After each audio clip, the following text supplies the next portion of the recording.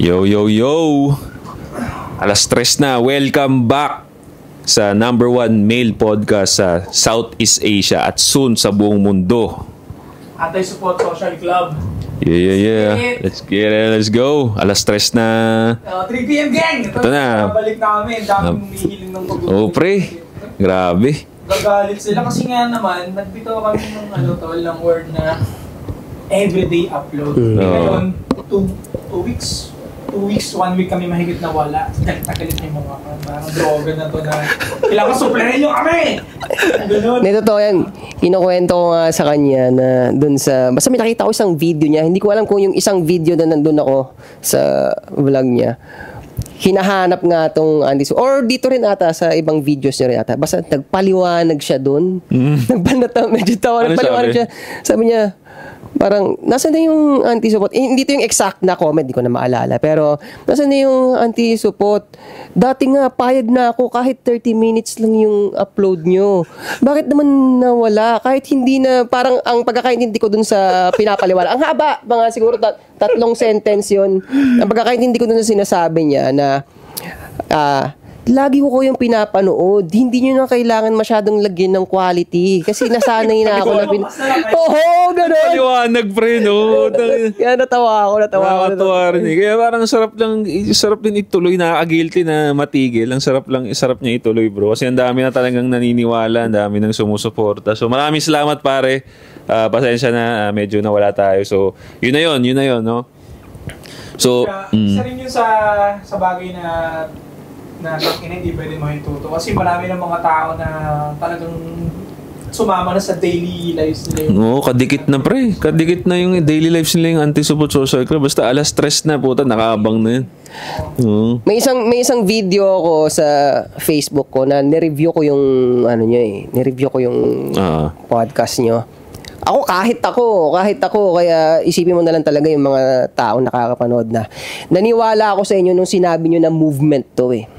Movement. So, dahil sinabing movement to, ano na siya, basta bigger na to sa bigger na to sa business, bigger na to sa pagpapapera. Actually, ito ang katumbas talaga nun. Ang katumbas niyan, pag na pull off talaga to hanggang sa huli, bayani ang katumbas nito. Totoo yun. Di ba? Oo.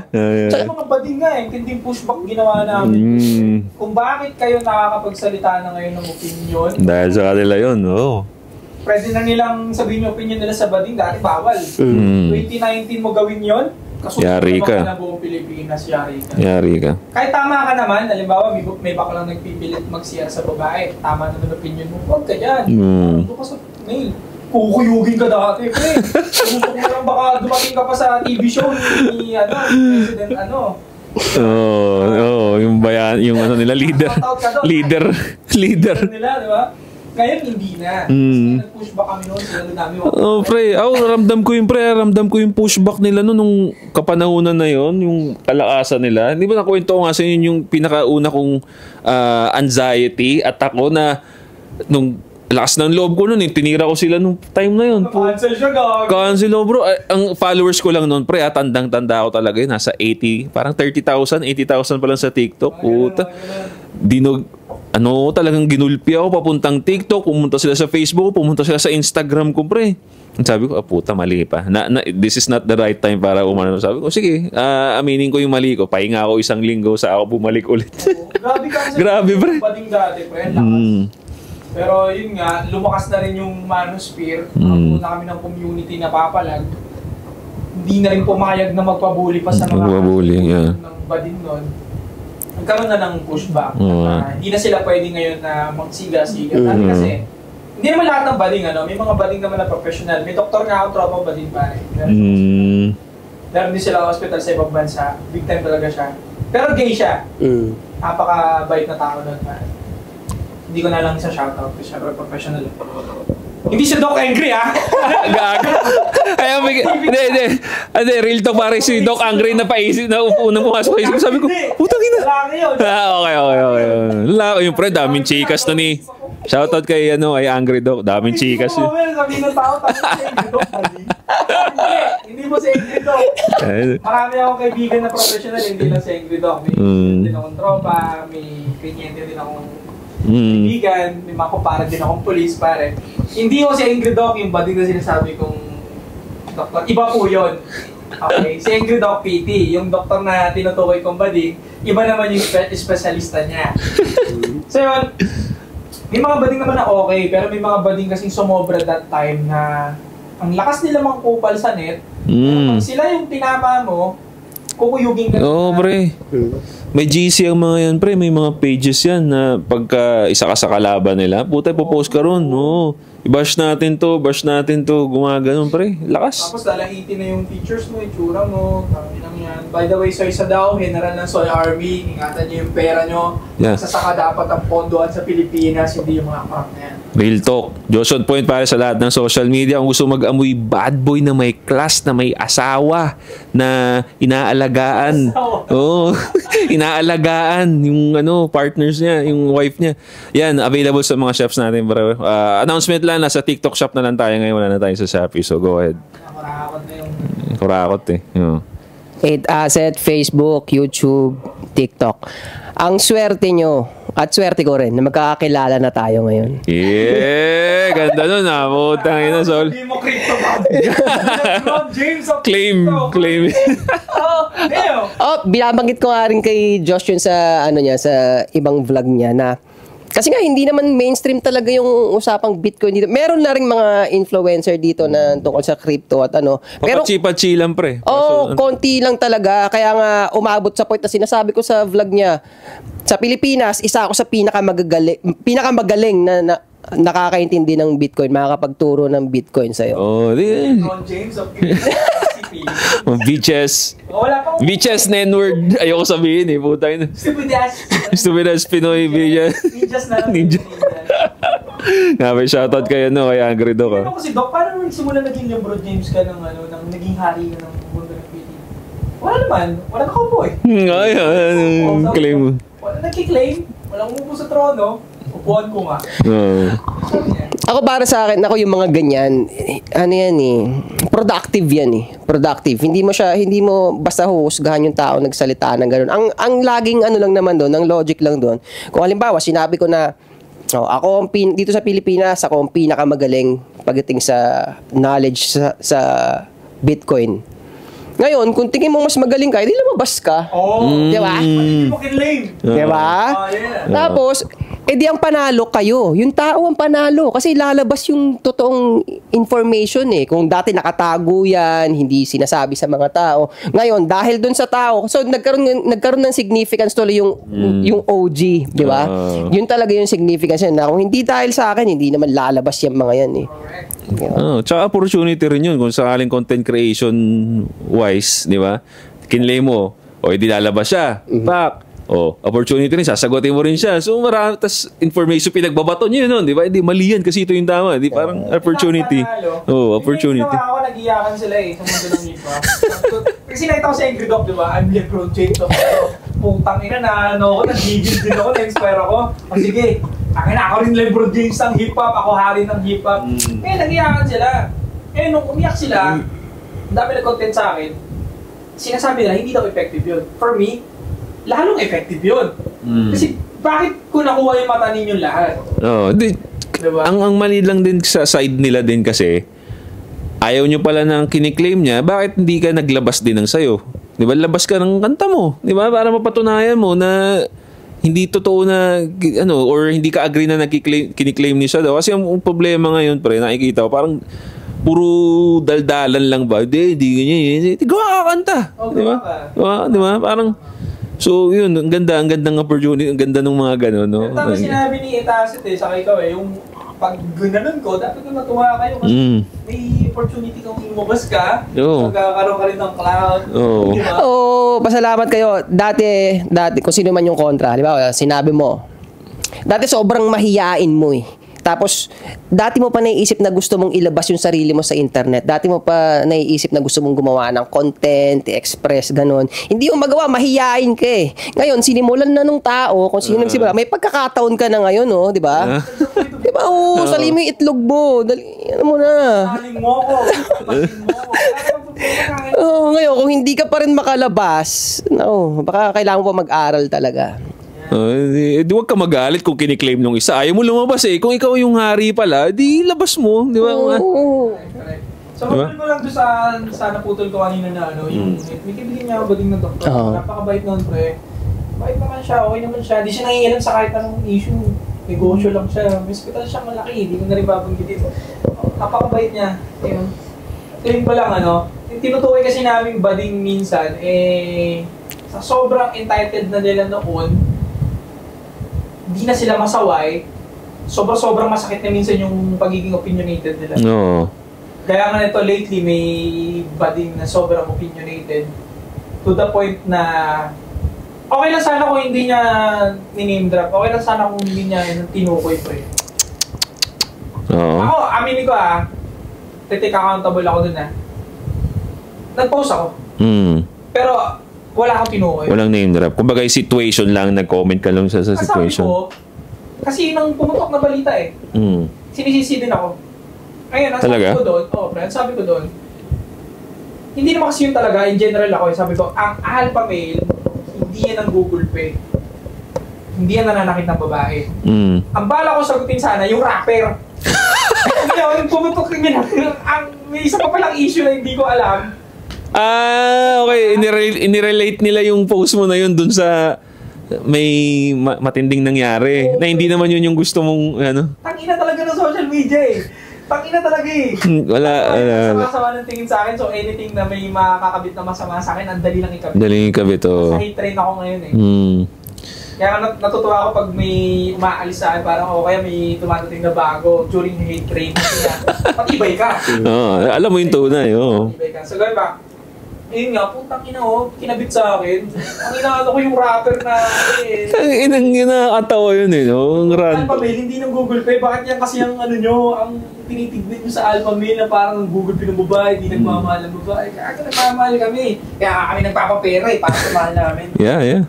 Kasi nga naman daw, ang chismis nga kasi, pre, ang ikinalat na itong bading na to, na storya may isang artist, babae, I think isa siyang artist ng isang, sige sabihin na nga natin, ng isang Viva Max artist na babae, ang namatay, rest in peace, ang namatay dahil daw sa gulpe nung boyfriend.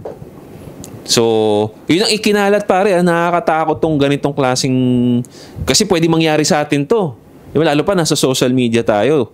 Isang post lang, kahit walang pakialam tong magpo-post na to, basta may clout siyang makuha doon sa i-post niya, kahit false information yun, pwedeng maging maging matinding consequences ang mangyari doon. Alam mo, weak pala yung ma-receive. Patay. Oo, dahil nga, nagpaligwak nga kasi nga, hindi niya matanggap yung bash sa kanya. Ginad siya kagad ng buong Pilipinas dahil sa post lang nung bading na yun. Yun ang ayaw namin sa, sa totoo lang, ito yung ayaw namin sa ganitong klaseng sa community nila. Yung mga ganitong, ang bibilis din yung sumakay ng issue na kahit wala kayong kaalam-alam, wala kayong concrete evidence, basta gusto ninyong maka-chismis, number 1 kayo sa chismis. Kumbaga, napaka-selfish nun, pre. May word kasi silang okrayan dol Parang normalize lang sa kanila yung trash talkan May word yung mga bading ng okrayan. Yung okrayan, gano'n. Sa lalaki, wala namang gano'n okra yung Di ba lalaki rin naman sila? Yun kasi. Boom, di ba?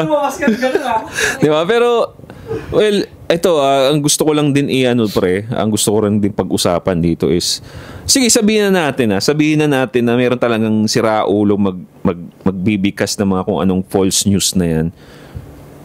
Pero hindi kakalat yun kung wala namang mga utu-utong tao din Diba? Ang isa rin sa nagpatindi nun, yung mga utu-uto rin na mga nagsi-repost din nun, mga nagpaniwala din. Kasi nung pinost yun, pre, na ginulpi ng babae, naglabasan yung mga feminist page, pre. Correct. Naglabasan yung mga feminist page, nirepost nila. Or gumawa sila ng sarili nilang post, pinost nila yung picture ng babae at yung lalaki, knowing na wala pang concrete evidence to, Correct. Ang nakalagay pa dun sa post, don't let another man lay hands on you. Using the picture ng mga tao na yun, hindi man lang sila grabe pre mukha, hindi man lang sila nag-blind item, yung mukha nila mismo. Nag-conclude kaagad sila na totoo yung nangyari na yun. Di ba? Basta, ito ang ayoko talaga kasi ito talaga yung isa sa mga negative na brought up ng feminism Ang bilis ninyong tumalon sa issue, lalong-lalo na pag lalaki ang may kasalanan. Correct. Di ba? Nakita nila macho, baka alpha male to. Maganda pa yung itsura ng lalaki, baka alpha male to. Tangina, tirahin natin tong mga lalaki. Ang dami yung nag-post doon. Kayo, guilty kayo bakit namatay. Rest in peace yung lalaki na yun. Kasi yun nga, dahil nga sa pambaba sa kanya, buong mundo, no? Kinuha niya yung sarili niyang buhay, pare. Grabe, no? Grabe yung nangyari na yun. So parang nang murder na rin yung mga netizens ngayon. Parang gano'n ko nakikita. Hindi siya directly. But kasi nga, ang labanan ngayon, psychological talaga yung labanan ngayon Itong pangyayari na to, no? Makikita mo siya na yung current state na mundo, kung paano gusto i-bring down nitong mga tao na to, yung yung pagiging, yung masculinity nga di ba? Napunta tayo sa ito yung current state natin ngayon na nakakatakot talaga. Ang sama ng epekto. So ako, ang niisip ko diyan, kung gagamitin natin tong video na to para itong platform na to para makatulong na maayos yung situation niya. Nakikita ko ang dalawang aatakihin natin. Aatakihin talaga Isa, yung bading na may impluwensya. Yan, may atake diyan. Sunod, kasi talaga makikita natin talaga yung patterns ng general public, ganun talaga di ba, na yung katulad nga na sinabi mo na picture, tapos konting kwento, matrigger yung emotion, can lead on to something na kaagad So, hindi, ito, para sa inyo to, nakaisip ako ng question. Okay. Yun nga, anong atake yung atake, no? Yun dito sa bading. Paano na ito? For me, huwag nilang atakin. Huwag nilang bashin. Why? Kasi baka sumunod yan dun. Naman. Kasi parang pag kinuyog nila yan ng netizen, parang wala na sila pinagkaiba doon sa bading na yung play. At actually, yung bading naman ang hindi niya kayanin, another life na naman. Pro-life na tayo. Parang another life na naman mawala. So for me, pwede ninyong pagsabihan, constructive criticism, but not to the point na i-chat nila kasi yung lalaki tol, may nakita kong mga comment, mamatay ka na. Pre. Ikaw na lang mawala. Alam mo, ginanyan din nila ako, pre. Taasing din sa akin dahil sa accusation sa akin, pre. Ginanyan nila ako, tol, sana mamatay ka na. Yung ibang rapper sinasabi sa akin, sana pukpukin yung ulo mo, biyak yung ulo mo, dapat mamatay ka na. Without any concrete evidence. Kaya ang sinagot ko lang sa kanila, if you have that kind of accuse para sa akin, file it din ako.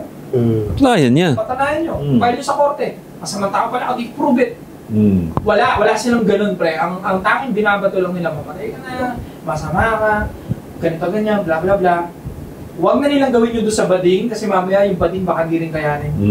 Diba? Di naman siya, baka di siya kasing tibay ko na ine-exercise na yung mga ganong bagay. Papawis na ang bala sa buhay. Yung ganun. Pagsabihan nyo, pero huwag nyo nang buliin, baka mahina rin. Kaya nga sa akin bro, wag niyong sisihin yung iisang tao na yun. Kasi unang-una, chismis yun. Alam mo ng chismis galing sa isang bading na chismoso rin. Bakit kasi ang dami ring taong kumagat nun, 'di ba? Hindi niya kasalanan din 'yun. Walang papansin nun kung walang pumansin dun. Walang di lalaki yung issue kung walang pumansin dun sa chismis na 'yun 'Di ba? Ang sisihin din natin dito is yung mga taong mabilis kumagat sa mga chismis.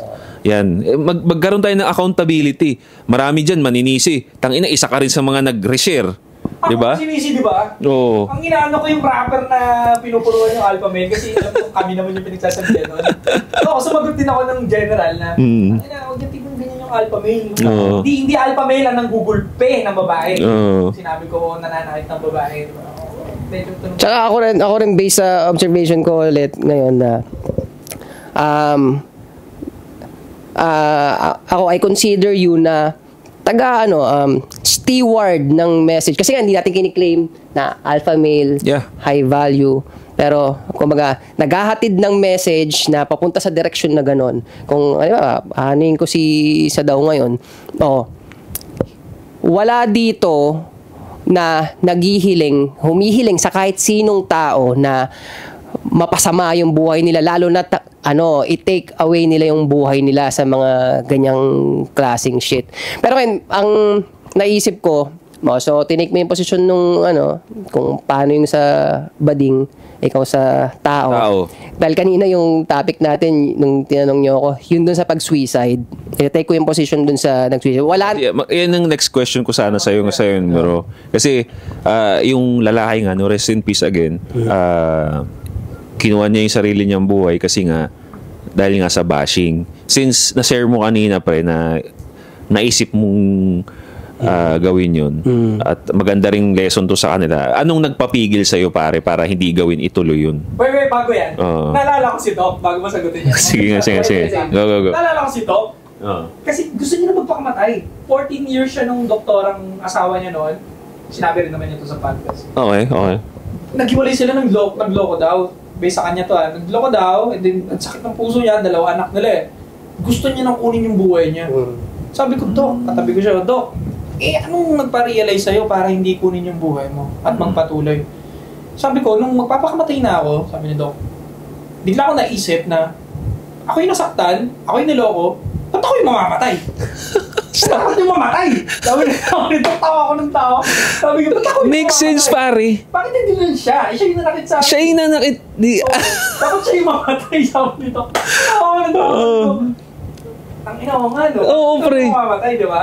Actually, yung nabanggit mo yan, naalala ko tuloy, bro, yung may meme, no? Again, para tayong dito, insensitive kasi tumawa tayo again. Okay lang yan. Okay lang yan, pare. Nasa masculinity tayo, Correct. Ito. Meme to pare, yung Family Guy, si Peter Griffin, nagtrabaho siya sa call center. Suicide call siya. Ano mo yun? Yun yung trabaho niya. May tumatawag sa kanya, my wife broke my heart. I want to kill myself. I want to hang down or shot myself to death. Ganyan. Sabi ni Peter Griffin, pare, she hurt you, right? Yeah. Is it a good choice na siya na lang yung barili mo sa ulo? Sabi ni Peter Griffin, gago, sabi ko sobrang dark naman nun, pero realist si Peter, pare. Realist siya. Sabi ko, inaalala ko tuloy sinabi ni sobrang dark to pag-usapan, pero we're just bringing yung bright side nga, no. So ito pare, okay, balik tayo sa iyo, bro, kasi gusto ko maging lesson din to sa mga nanonood diyan na hindi wala yun, okay yun, pre. Okay. Tama yun. So kasi natatawa lang din ako at gusto ko rin matutunan nila, bro, kasi baka nga dahil nga ang labanan nga ngayon psychological nga, lalo na nasa internet tong mga tao na to. Ikaw na dumaan ka doon, pare. Ano sa tingin mo yung nagpapigil sa'yo na gawin yun? Hindi, kung iisipin ko yung utak ko that time, wala, siya. Hindi ko naman naisipang pigilan eh. Kaya ako masasabi ko lang, ng mga panahon na yun, mahina ako, down ako, to the point na wala, sobrang hina mo, pati yung pagkilos ng pagpatay na sarili mo. Kasi ang iniisip ko, sabi ko, dapat malinis yung pagkamatay ko, bibili ako ng baril, yung walang loose firearm. Kumbaga, madali lang i-acquire. Ano naisip mo, pre? Yan, Danao sa Cebu, ganon. Kasi yun yung pinakaswabe, tapos agad pag mo Naisip mo talaga yan, bumili ng ganon? Pero yun nga, kaya masasabi ko siya na weak ako nung part na yun. Hindi ko kayang wala akong masasagot dun sa part na paano na pigilan. Wala masasagot dun sa part na yun. Pero ang masasabi ko lang sa utak ko, ang corny. Hindi, yun na nga. Ang corny nga. Ang corny pa, nag-suicide ako. Tsaka isipin mo, ang corny. Di ba, mukha kang tanga dyan, nakabulagta ka. Tsaka, naisip ko na lang din yung, halimbawa, may mga kaibigan pa ako na katulad nito, malulungkot to eh. Tsaka kung ano-ano na lang magiging effect din sa tao na to. Di ba? So, nakatulong sa'yo yung anong isipin dun yung mga tropa mo, family mo? Yun yung sinasabi niya. Kakaya ka pa ba? Pag nag-big tea ka, katama ko ito pinag-uusapan natin. Nag-big tea, yung ba pinili mong choice ng death, yung big tea? Kakong pangit ang itsura. Nakakita na ba kayo ng big tea, pre? Hindi. Pangit ang itsura, pre. Hindi. Nakagano na, nakagano yung dila. Ang haba. Ang haba pala ng dila ng tao. Sa akin, pre, tinanong mo na kailangan natin pag-usapan. Hindi. Open tayo dito. Kailangan natin talaga pag-usapan para mapigilan nila, pre. Di ba? Pero yun nga, medyo dark to. Dark humor na naman to. Wag big tea piliin ninyo kasi ang pangit na itsura pag big tea. Ang lalabas yung dila mo to lang haba. Ang pangit. Nakita mo talaga? Tol. Sino? Basta ang haba tas yun ang pinakapangit sigurong way kung mag-association to. Pero wag mong gawin. Wag talaga. Tama yung binitawan mo sa kanila. Ang corny. Ang corny. Corny yan sa buhay nyo. Ang corny talaga. Lagad to eh. Tapos ganun gagawin mo, corny kang klaseng tao. Ako hindi ako naaawa tol eh sa mga pumili ng Ang nararamdaman ko, okay lang sige kahit anong husgan nyo sa akin, hindi awa. Ang nararamdaman ko is parang mahihinaan ako ng sobra or hindi kami naniwala sa Diyos ng sagad. Tsaka isipin mo, di ba, ano yan eh, pag mag-agree ba kayo sa akin, pag suicide ka, equated na yun sa, wala nang kwenta yung buhay ko eh. Actually, totoo. Di ba? Equated siya sa ganun, di ba? O, sige ganito, wala nang kwenta buhay mo, meron kang pamilya, magpakaalila ka sa kanila, wala nang kwenta eh. Huwag ka magpabayad, pagkaanin mo yung buhay nila. Oo nga, no? Ngayon, kaya selfish, ang corny nga at selfish, pero hindi naman ibig sabihin na to at na hindi kami nakikisimpatya dito sa namatay lang. Pero sinasabi ko to para ma-realize yun na huwag nyo ang gawin yun. Kasi ang corny nga, di ba ang selfish, pwede pang gumana yung kamay at paa mo para pagaanin yung buhay ng mga taong mahal mo sa buhay. Pero dahil ayaw mo may makinabang, tapusin mo na lang. Di ba? So, actually, drama na lang yun na ini-equate mo na wala nang kwenta yung buhay ko. So, ako para sa totoo lang, kaya gusto ko i-push to pag-usapan natin. Kasi, ang sasabihin ng mga retractors natin dyan, bakit ganyan yung pinag-uusapan yan? Ang pinag-uusapan natin nito is paano rin masusolusyonan. Kung ano yung negative side nga nito. Hindi yung, gusto lang nilang pag-usapan is yung problema itself eh. Tapos wala na silang solution eh. Diba yun ang pwede natin i-retract sa kanila eh. Ibabash nyo kami, pinag-uusapan namin ito. Kayo nga, gusto nyo pang alagaan eh. Correct. To the point na yun, dun papunta yung tao eh. Ang gusto namin, paano ito mape-prevent? Diba? Mga leftists na nasa TikTok, na mga pro-advocate ng depression, tama yung sinabi ni Josh, walang solution yung mga... Wala eh. Ang ginagawa ng mga yun is address, pakinggan, paniwalaan. Pero by the end of the day, nang tapos ang video nila, walang sinabi kung gagawin mo. Wala. Itong pinag-usapan natin, pre, ito yung kumbaga yung ano yung may iwan mo pag ginawa mo yun? Ano yung bad side nun? Cause. Ano yung dapat mong gawin? Exercise, diba? Diba? Kaya gusto ko talaga to i-push eh. Kaya actually kung iisipin mo, kasi nga, kahit na-experience ko na yung gusto mag-suicide na ganyan, wala akong maisip talaga. Hindi talaga, it doesn't make sense talaga. Actually, kaya ako nasabi na corny. Parang something talaga siya na parang merong lason na kumalat sa utak mo pag naisip mo yun eh. Gusto ko sabihin na pag nagko-cross sa utak mo yung suicide, it's not something na kailangan mong nagagawin mo talaga at kailangan mong gawin. Ako gusto ko sabihin na pag nag-cross sa utak mo yung suicide, merong parang hormone eh. May parang hormone na umiral sa katawan mo. Kaya napunta ka dun sa ganong frequency, sa ganong state. Hindi siya something na totoo na kailangan mong kilusan. Kilusan. Kasi nga, it makes no sense eh. Ano bang sense ng pagpapakamatay? Wala naman talaga sense yung pagpapakamatay eh. Ang ganda na sinabi mo na na solusyon. Sa sinabi mo, wala nang sense yung buhay mo, kaya gusto mo magpaligwak. Ganun na lang term natin para di tayo matibag. Pag magpaligwak, bakit hindi ka magpaalila sa family mo para gumaan buhay nila? Kasi oo nga, no? Maganda nga yung side na yun. Pagwalis ka, linisin mo yung alulod ng bahay, alila ka, ano ka dyan pa, general cleaning ka dyan sa bahay nyo. Kasi wala naman sense buhay mo.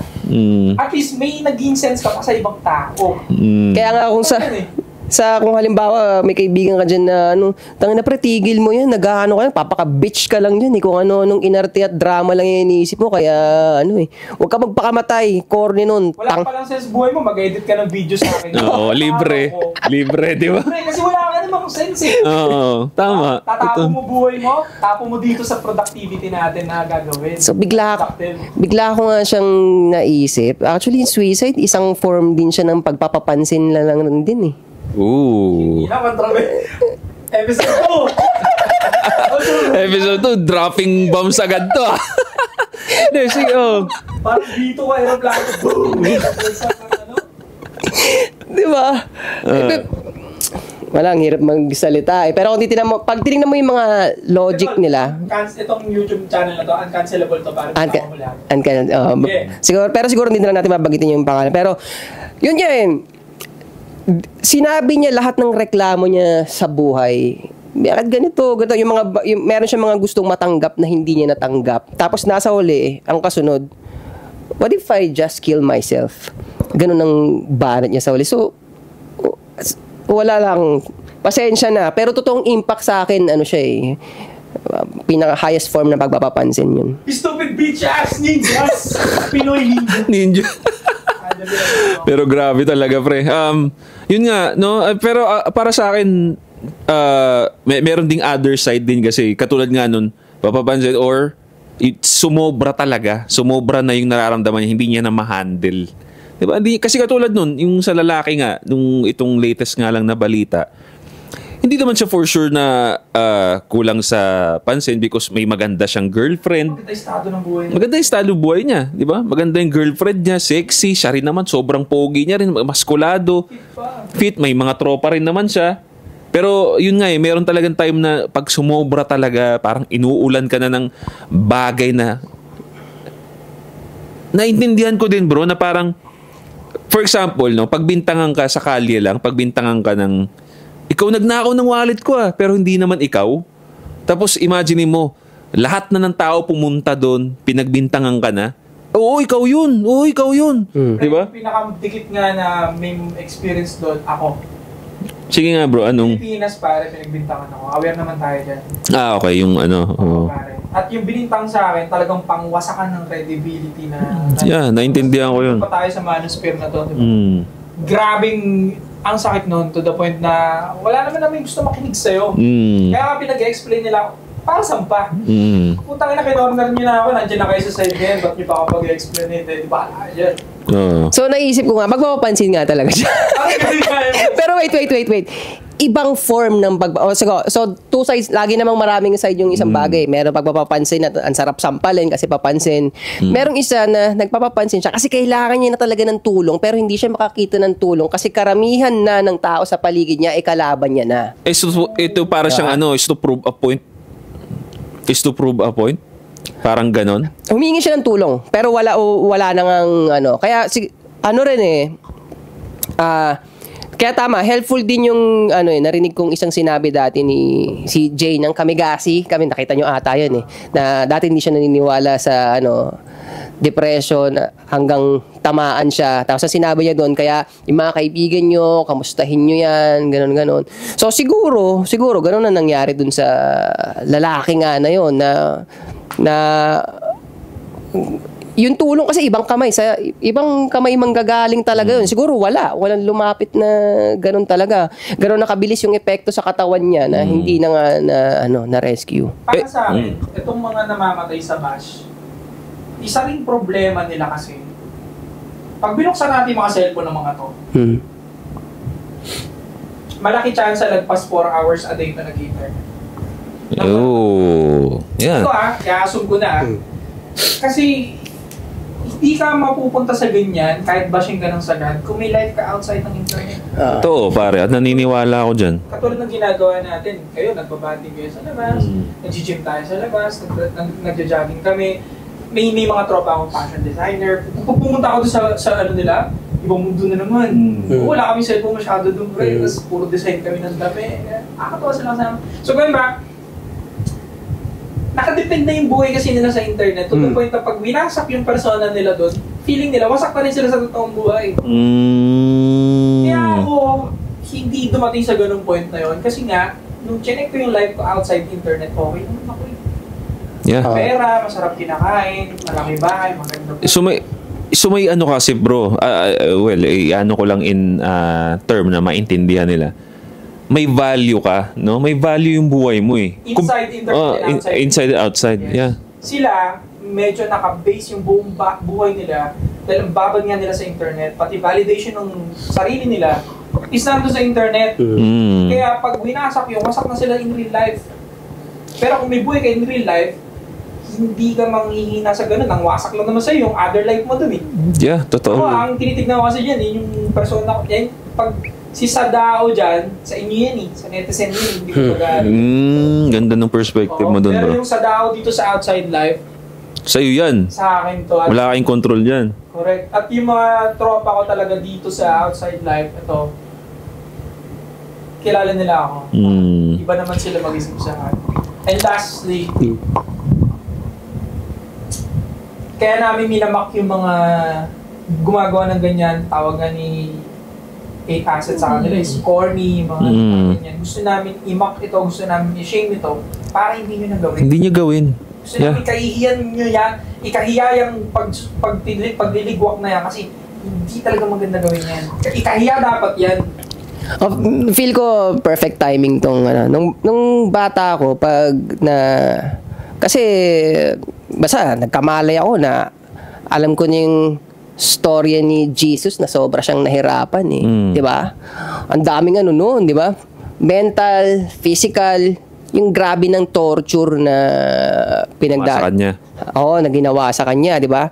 Pinagdaanan niya 'yon, hindi siya nagme-make sense sa akin dati eh. Hindi siya nagme-make sense sa akin dati. Pero ngayon, yan, isang halimbawa yung ligwak na yun nga ang tinuturo eh. Kaya inunahan na nga ni Jesus na isalang yung sarili niya sa ganung klase ng hirap para meron tayong titignan na Tanginang ganda nung sinabi mo, pre. Oo, 'di ba? Kasi sino ba yun nga, isang para sa akin maximum torture yung ginawa sa kanya. Pero hindi niya never niyang naisip na kunin na lang yung sarili niya. Ang ginawa niya is kausapin si Lord at sinabi niya na I surrender this happening to you. Yun ang dapat nga ginagawa ng mga tao eh. Tama. Baka naranasan na ipa ako eh. Kaya nag-trigger sa utak ko to kasi sinabi mo, pag binuksan mo yung cellphone ng mga tao na yan, makita mo 4 hours Baka lagpas pa, di ba? Baka lagpas pa. So, ang point doon, kaya ako sinabi yun, idagdag yun sa cellphone nyo, magbasa kayo ng Bible, oh. Tumingin naman kayo ng ibang, storya na susundan nyo. Inspiring. Diba? Baka sa labas at kung buhay, pumunta ka doon. Tsaka, ako talaga, nagkaroon na rin ako ng part ng buhay ko na, na 80s, naging papunta na, hindi ako naging full na atheist talaga, pero nararamdaman ko na that time papunta na doon. Pero eventually eventually na-realize ko na may silbi talaga, may purpose talaga. Yung religion, kahit ano pang mga controversy ang naiisip nila pagdating sa iba mga dyan. Ako masasabi ko talaga, ipaglalaban ko na talaga na pag yung tao sobrang down na, yung tao sobrang pariwara, sobrang down, malaking tulong talaga yung religion. Malaking tulong yung religion. Hindi ako para makipagdebate dun sa mga tao na ang taas na ng, kunwari, merong isang mataas ang status, magsabi siya na hindi siya naniniwala sa Diyos. Hindi ikaw ang ko dito. Hindi ikaw ang kausap ko dito. Pero sigurado ako sa mga taong pariwara na kahit yung sariling utak nila, hindi na nila mapagkatiwala yung sariling utak nila. Kailangan mo ng Bible, kailangan mo ng religion. Yan na yung best na answer para sa'yo talaga. Yeah. Kasi bro, isa rin to, no? Speaking of religion, no? Kasi isa rin to sa mga naipasok din sa topic na yan, depression, dukwakin ang tawag nyo doon? Ligwakin. Is yung religion nga, yung again. As may mga anti-religion nga na sinasabi na, pagka may ganyan ka, punta ka sa doktor. Hindi makakatulong yung religion, hindi makakatulong si Jesus nga daw sa na yan. Again, these are the people na kiniklaim na meron silang critical thinking pero ang laging tingin nila sa religion on the surface level lang lagi. Diba? Walang critical thinking. Kasi for example, ako nagets ko kagad kung bakit maraming tao, pag sinasabi may depression ka, may problema ka sa buhay, may problema ka sa isip, mag-pray ka. Naisip ko kagad kung bakit. Kasi nagki-critical thinking kagad tayo. Sasabihin ko, ano ba kasi ang ginagawa mo madalas pare pagka nagpi-pray ka? Diba? Lagi kang may self-reflection eh. Unang-una, nagme-meditate ka dyan. Pangalawa, ano ba madalas ang questions mo pagka nagpi-pray ka? Lord, anong problema sa akin? Malaking bagay yun ha. Yung tanungin mo kung anong problema sa akin. Kasi marirealize mo kaagad na ano ba yung mali sa akin? Kumbaga, in a way, ang prayer talaga is a form of meditation talaga eh. No? Kasi, diba? Kasi pagka nagme-meditate ka lang, sabihin natin, walang Jesus. Okay. Sige, sabihin mo. Pero pag nag-meditate ka, ano bang anuhin mo? Lagi kang magko-question eh, self-reflection eh. Ano bang problema ko? Tsaka binibitawan mo lahat. Binibitawan mo lahat. I-release mo. Kung nga kailangan ng other hand, kung tutuusin na ibang tao. Diba? So, yung importante yun, isa yun kasi sa nabibigay ng religion, sabi natin, yan nga si Jesus, si God, is yung tao may kakayanan na siyang mag-self-reflect at maka-acknowledge ko ano yung problema niya, at the same time, i-release to at mag-proceed sa buhay. Yeah. Diba? Bago matapos yung prayer mo, masasabi mo pa na sa sarili mo na challenge mo to sa akin. Yun! May good gift ka na naman after nito. Yun. Bibigay, no? Which is totoo nga, after mo malagpasan yun, may strength ka na kukuha. So, sa tingin mo, yung tao ba na nag-isip nun, gusto niya pang ganunin yung sarili niya? Hindi. Kasi alam niya, yung challenges na to, gift to, merong kasunod tong gift. Diba? Challenges lang to. So, again, on a surface level lang kasi kayo tumitingin, yung mga against sa religion dyan, on a surface level. Pero kung titignan mo nga, ano bang purpose ang ginagawa ng religion is to self-reflect na talagang nakakatulong nga sa iba. At may evidence nga na may nakatulong sa iba, ba't hindi nyo i-promote yun? Mas gusto nyo pa talaga na alagaan pa yan. Ayun nga, evidence si Asset na nagpasan niya yung mga ganung phase ng buhay niya na with the help of God and paniniwala sa Kanya. Diba? Self-reflect. The best, diba? Yeah. May naalala pa ako isa na go. something na pinarpersonal ko talaga na itong mga taong na to, itong mga woke na to, kasi ayaw nila nung ganito eh, pag ina-express mo yung masculinity mo, ang pinakamadali nga sa kanila, 'di ba, dugtungan ng toxic yung masculinity, 'di ba? Demonize. Oo, 'di ba? Pero wala, kalukuhan eh. Bakit mo pa eh, para ka pa nag-circus, tinawag mo pang toxic masculinity eh. Alam mo, pagdating sa sa ugali ng mga tao, ang gawin mo lang na pag-segregate sa dalawa, ano yung good behavior, ano yung bad behavior. Para nakita ka ng mali, bad behavior or hindi na para putik, tawagin mo ng toxic masculinity. So, anong nangyari sa akin nga, ganito. Kaya siya, some personal experience to. Makikita niya to dito. Pero, sige. Parang, kinumpare niya ako dito sa mga taong woke na to, na dito ako sa kanila. Kasi sila enlightened sila, malawak yung pag-intindi nila, yung ganyang klase ng yan, toxic masculinity, X yan. Pero alam mo, ang nangyari sa kanila, itong taong minomodel niya, nagligwak siya. So, ewan ko, bakit yung ba...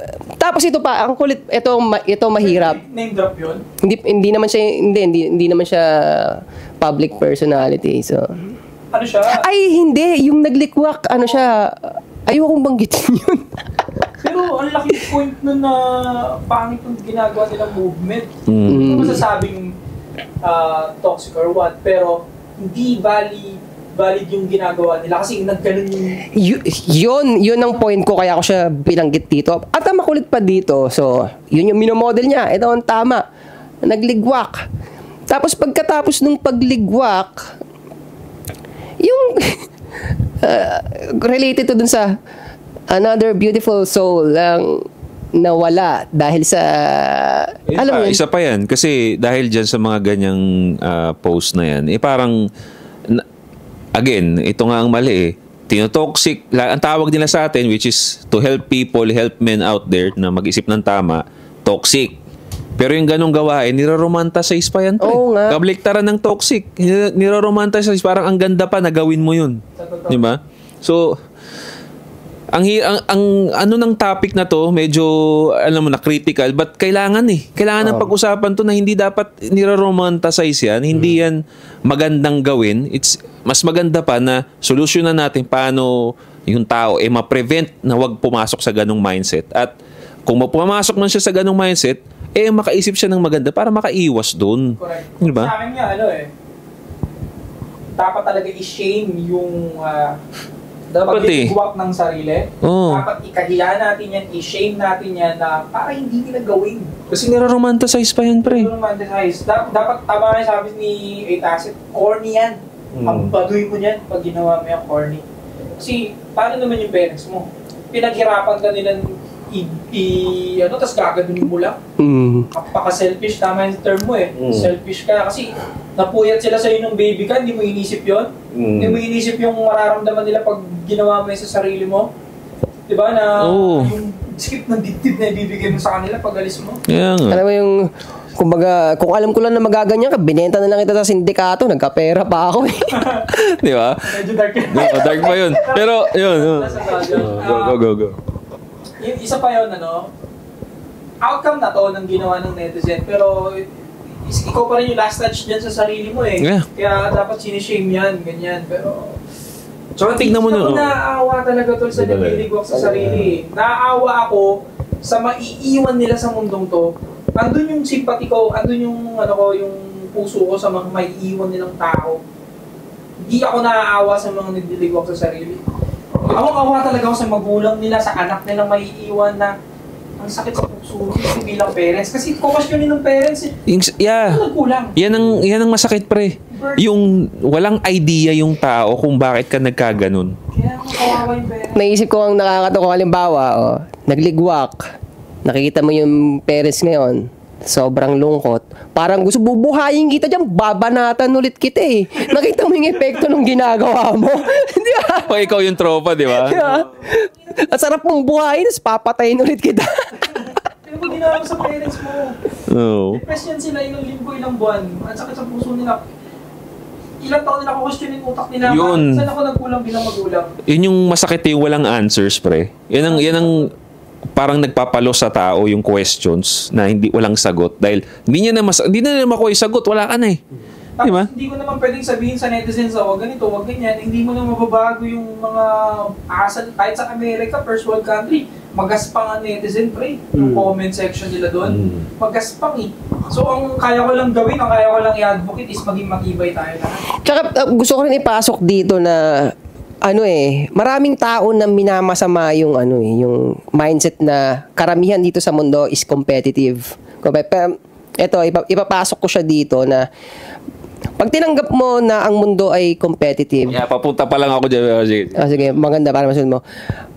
Pag tinanggap mo na ang mundo ay competitive, katulad nung nangyari sa kanya na binabash siya, sabi natin, napakahirap talaga nun. Walang taong gustong makaranas ng ganon. Pero, i-install mo sa sarili mo na competitive ang mundo. Huwag mong ibigay sa kanila yung control. Kasi binigay mo sa kanila yung control nun Nung nagpa-apekto ka ng maigi at huwag mong ibigay, putik labanan mo. Tsaka, yun nga, speaking of competition, nagpatalo ka dun. Hindi mo naman kilala yung mga yun. Kumbaga, masama na nga ugali nila sa'yo, ginagago ka na nga, nagpatalo ka pa. So, 'di ba? Kawawa ka naman. 'Di ba?